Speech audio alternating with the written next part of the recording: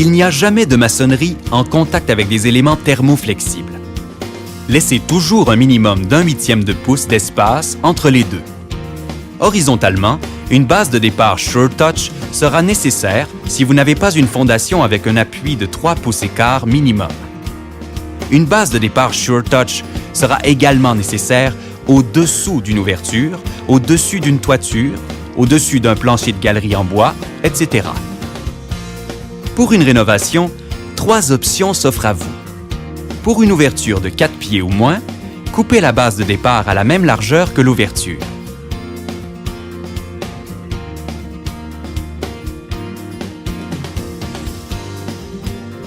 Pour une ouverture de 4 pieds à 10 pieds, coupez la base de départ à la même largeur que l'ouverture, vissez dans le linteau à tous les 8 pouces.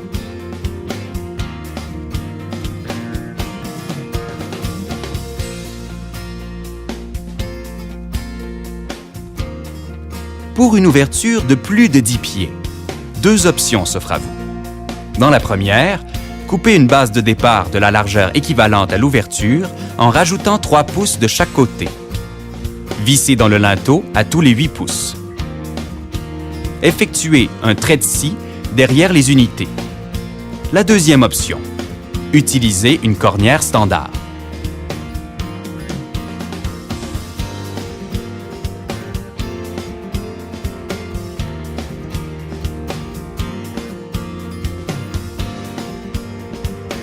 Pour une construction neuve, avec une ouverture de 4 pieds ou moins, au rez-de-chaussée seulement, coupez la base de départ à la même largeur que l'ouverture.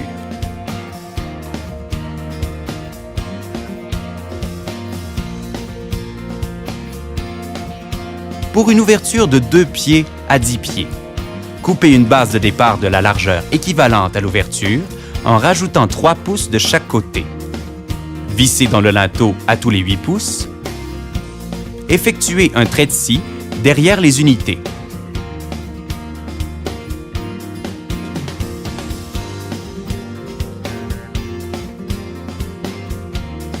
Pour une ouverture de 10 pieds et plus, 2 options s'offrent à vous. La première, coupez une base de départ de la largeur équivalente à l'ouverture en rajoutant 3 pouces de chaque côté.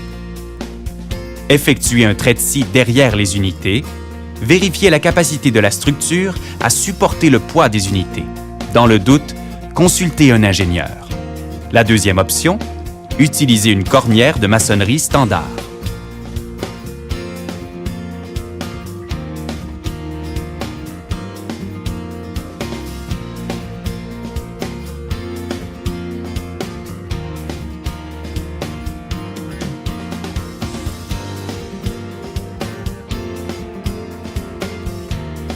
Pour l'installation des bases de départ à un coin intérieur, coupez la base pour que celle-ci ne touche pas à aucune surface. Laissez au moins 1/8 de pouce entre des éléments thermoflexibles. Continuez avec la retaille de cette base sur le mur adjacent, en laissant toujours au moins 1/8 de pouce entre celles-ci. Pour un coin extérieur, mesurez 3 pouces et 3 quarts sur la base à 90 degrés, puis découpez la butée de celle-ci. Installez à l'endroit prévu, puis continuez avec la retaille de celle-ci.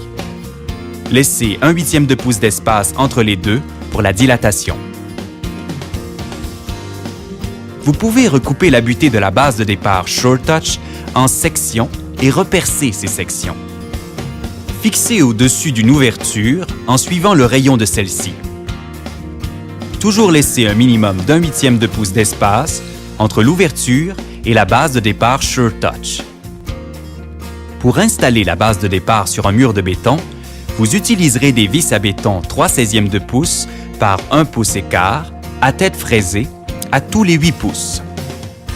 Pour une ouverture plus grande que 10 pieds, comme par exemple une porte de garage de 14 ou 16 pieds de large, il est fortement recommandé d'utiliser une cornière conventionnelle de 4 pouces par 4 pouces ayant une épaisseur de 3/16 de pouce ou 1/4 de pouce.